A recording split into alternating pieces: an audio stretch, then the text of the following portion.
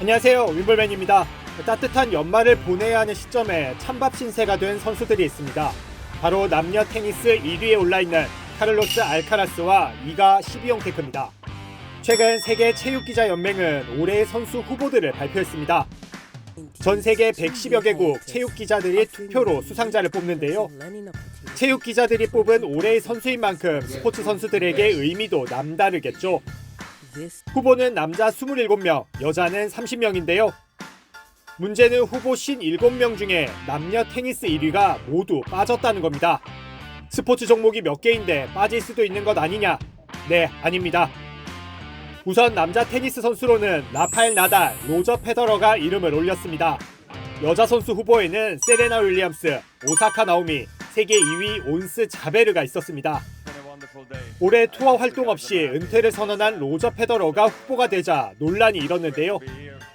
딱히 활약이 없었던 오사카 나오미의 등장에 테니스 팬들은 황당하다는 입장입니다. 기자들이 쓰레기 아니냐며 격앙된 반응까지 나왔는데요. 두 선수는 세계 체육 기자들 사이에서뿐만 아니라 업계와 광고계에서도 외면을 받고 있습니다. 올해 카를로스 알카라스의 활약은 눈부셨죠. US 오픈 우승과 함께 최연소 세계 1위에도 올랐습니다. 다만 그 이면에는 노박 조코비치의 백신 접종 문제가 있습니다. 조코비치는 코로나19 백신을 맞지 않아서 올해 호주 오픈과 US 오픈에 나가지 못했는데요. 일반 투어 대회까지 제대로 소화하지 못하면서 자연스레 세계 1위도 내줬습니다.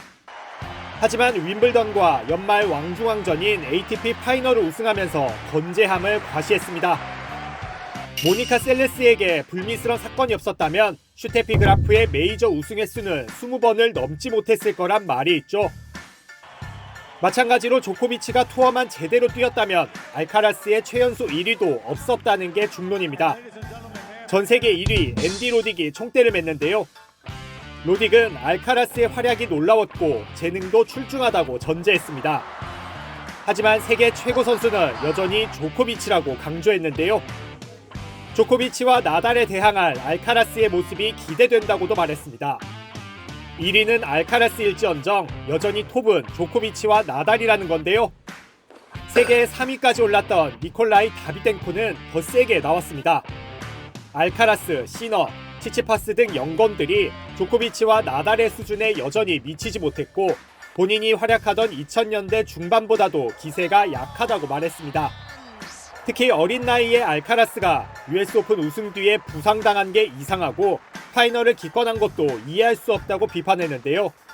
파이널은 기권해놓고 막상 같은 장소에서 열린 연말 최연소 세계 1위 기념식에 나온 건 모양새도 좋지 않았다고 직격했습니다.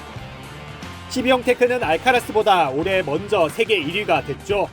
애슐리 바티의 은퇴 덕이었지만 세계 1위로서 부족할 것 없는 활약을 보였는데요. 연승행진 기록을 새롭게 쓰면서 메이저 2승을 포함해 올해 우승만 8번 차지했습니다. 상금만 $10,000,000로 우리 돈 120억 넘게 벌었습니다.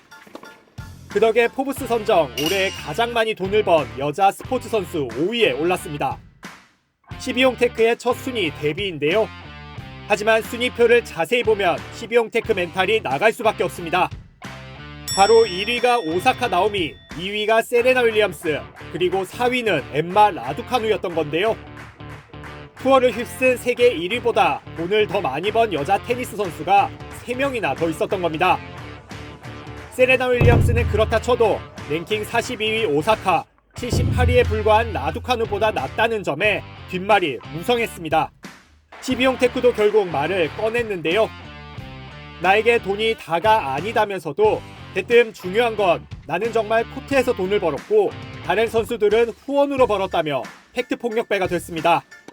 여전히 내 사업을 조금 확장할 수 있을 것 같다고도 했는데요. 팬들 사이에서는 시비용테크가 오사카와 라두카누를 본격 저격했다고 수군댔습니다.